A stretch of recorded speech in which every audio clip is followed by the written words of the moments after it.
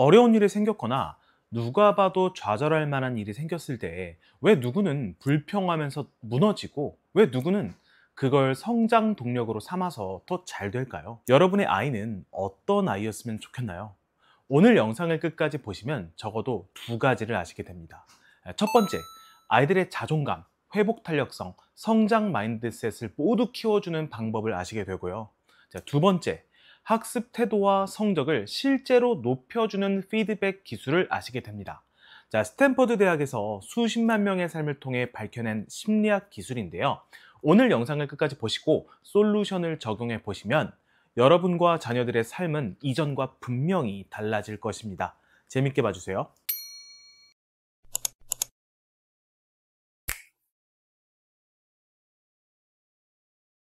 안녕하세요. 실천할 수 있는 교육 인사이트 만드는 가든 패밀리 브루스 PD입니다.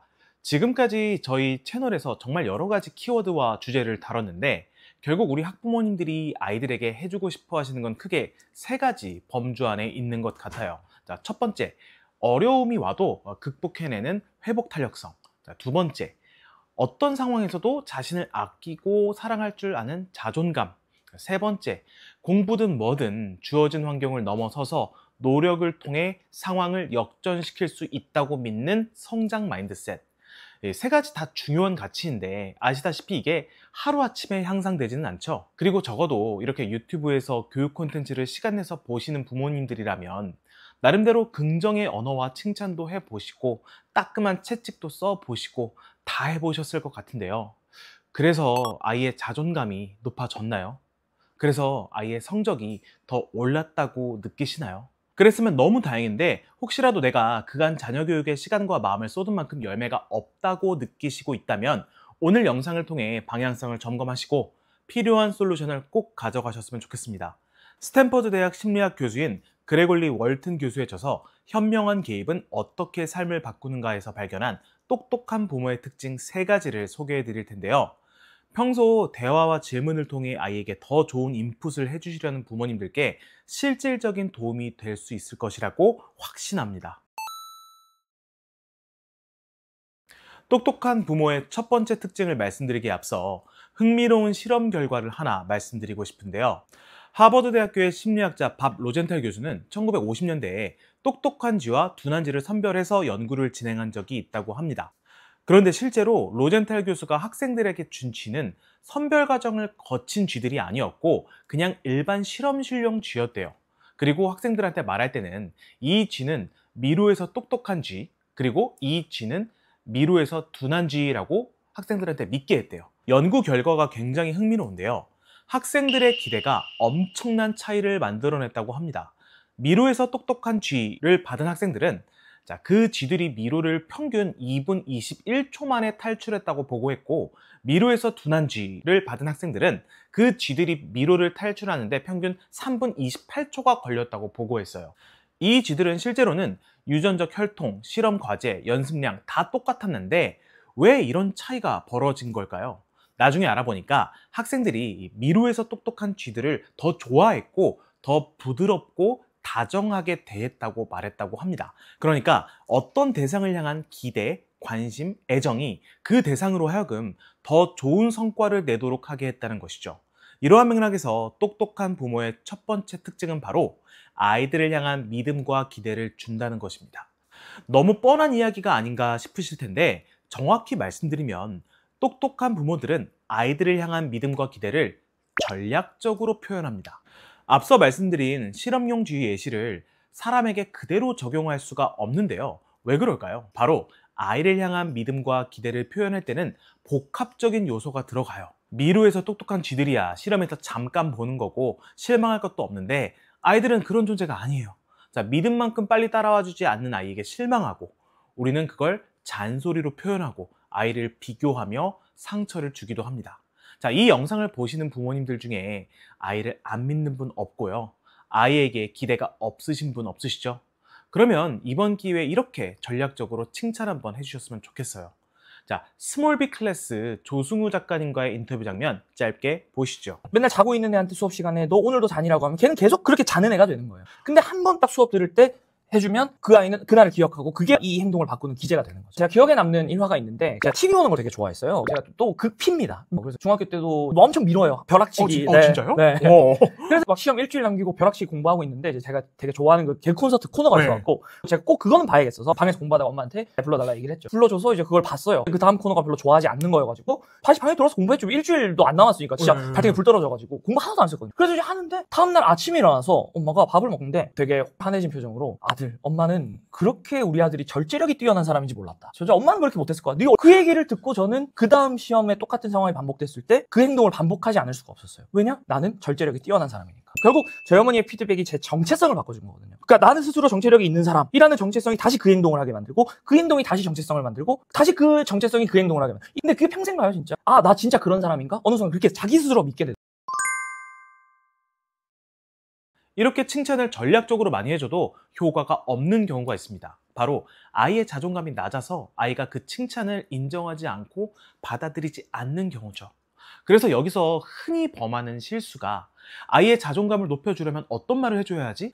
아, 작은 성공부터 경험시키면 자존감 형성에 좋다고 했으니까 그것부터 해보자 라고 성급하게 액션 포인트를 잡으려고 하는 것입니다. 그런데 솔직히요, 자존감 낮은 아이가 말 몇 번 들었다고 성공 몇 번 했다고 자존감이 쉽게 올라가나요? 내면에 깊이 자리 잡은 낮은 자존감은 그렇게 쉽게 달라지지 않죠. 이런 맥락에서 똑똑한 부모님들의 두 번째 특징을 말씀드릴게요. 바로 자녀 교육에 있어서 단편적인 솔루션보다는 본질에 집중하신다는 겁니다. 자존감 형성에 대한 흥미로운 연구 내용을 하나 소개해 드릴게요.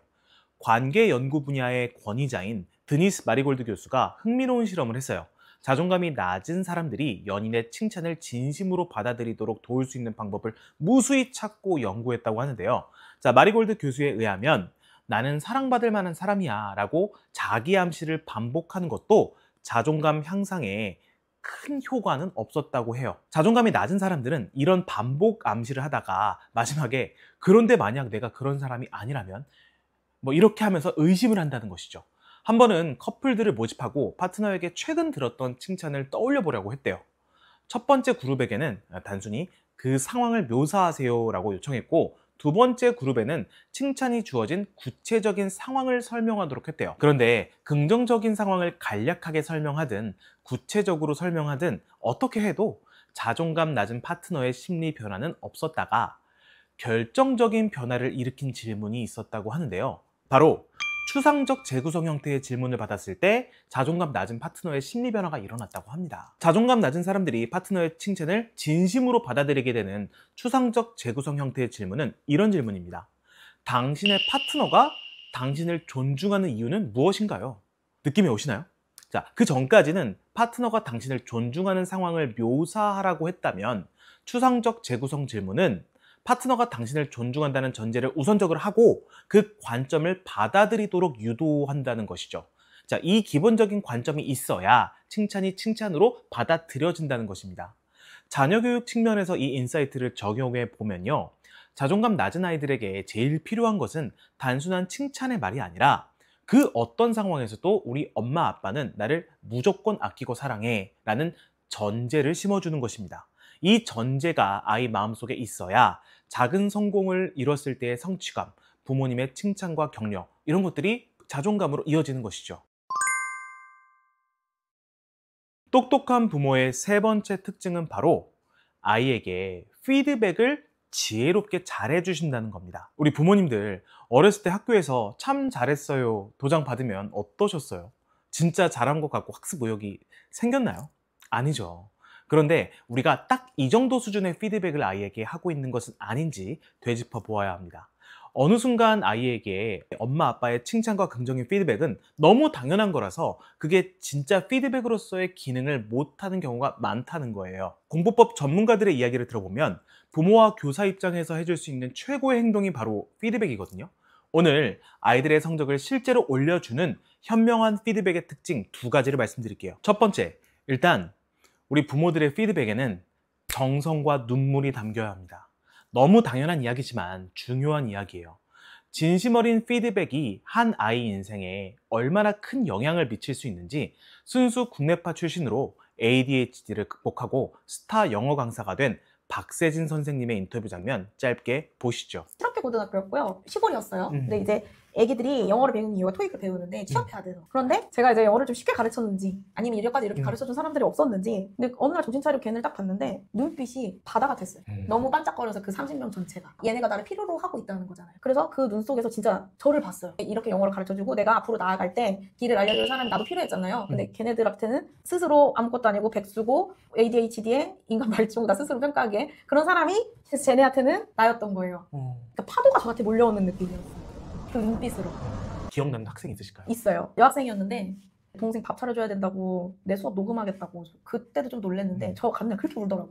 그러니까 그 학생들이 또 저한테 알려준 거예요. 나도 이렇게 하는데 18살짜리 나도 이렇게 하는데 당신이 못해? 그래서 이제 제가 딱 깨달았잖아요. 얘네들 이거 장난 아니구나. 그래서 밤 11시까지 야자를 했는데 제가 어떻게 했냐면 줄을 쫙 세워놓고 아까 제가 리딩 봐드렸잖아요. 해석해오라고 해서 다 수정해줬어요. 그 걔네들은 수정하고 또 해요. 또 해요. 서로 공책이 너무 까매지고 내 수첩도 까매지고 해서 더 이상 알아볼 수 없을 정도로, 그 정도로 정말 뜨겁게 보냈죠. 그 중에서 정말 괄목할 만한 성적 향상이 있었던 아이도 있었나요? 엄청 많았어요. 이거는 셀 수가 없어요. 네. 몇 점? 평균 한 300점 올랐고. 네. 단순 피드백이 아닌 거예요. 아이의 성적이 개선되길 바라는 뜨거운 마음으로 바라볼 때 이 아이의 마음까지 닿는 진짜 피드백이 가능하다는 것이죠. 현명한 피드백의 두 번째 특징은 비판적 요소를 담아야 한다는 것입니다.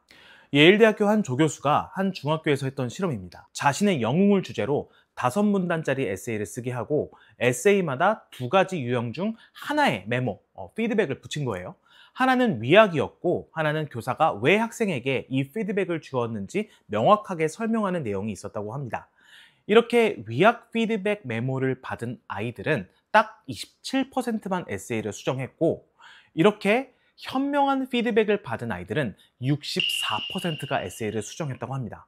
흥미로운 사실은 이렇게 적절한 시점과 장소에서 단 17개의 단어로 된 메모를 전달하는 개입으로 이 학교의 대학 진학률을 높일 수 있었다는 것입니다. 중요한 건 여기서 말하는 비판적 피드백은 학생의 낮은 수준에 대해 단순히 팩폭하는 피드백이 아니고요. 높은 기준과 확신을 강조했다는 것입니다. 다음 페이지의 피드백은 상당히 비판적이지만 도움이 되길 바랍니다. 여러분이 앞서 언급한 높은 기준에 도달할 능력이 있다고 믿기 때문에 이렇게 자세한 피드백을 드리는 것입니다. 라고 의도를 분명하게 밝혀야 한다는 것입니다. 정리해드리면 아이를 변화시키는 진짜 피드백은 뜨거운 마음으로 사실을 전달하되 아이의 가능성을 높이 평가해 주는 것이라고 할 수 있을 것 같아요. 피드백 어렵죠? 지금 이 영상을 보시는 가든패밀리 구독자님들의 자녀들이 이런 피드백을 해주시는 선생님을 만날 수 있기를 진심으로 응원하겠습니다. 오늘은 현명한 개입은 어떻게 삶을 바꾸는가에서 발견한 똑똑한 부모들의 특징을 3가지로 정리해드렸습니다. 첫 번째, 아이를 향한 기대를 전략적으로 표현해 주시는 것. 두 번째, 단순한 칭찬의 말이 아니라 내면의 자존감을 높여주시는 것. 세 번째, 비판적 피드백을 지혜롭게 해주시는 것. 이렇게 총 3가지로 정리해 드렸는데요.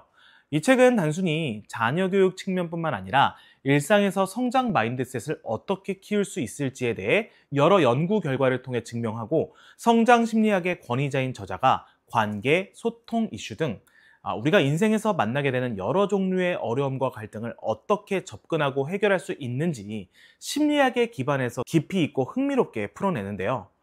부정적인 생각과 습관을 버리고 인생을 선순환으로 돌려보고 싶은 분들이라면 꼭 한번 읽어보시기를 추천드리겠습니다. 오늘 영상 어떠셨나요? 영상이 도움이 되셨다면 구독과 좋아요 부탁드리겠습니다. 끝까지 시청해 주셔서 감사합니다.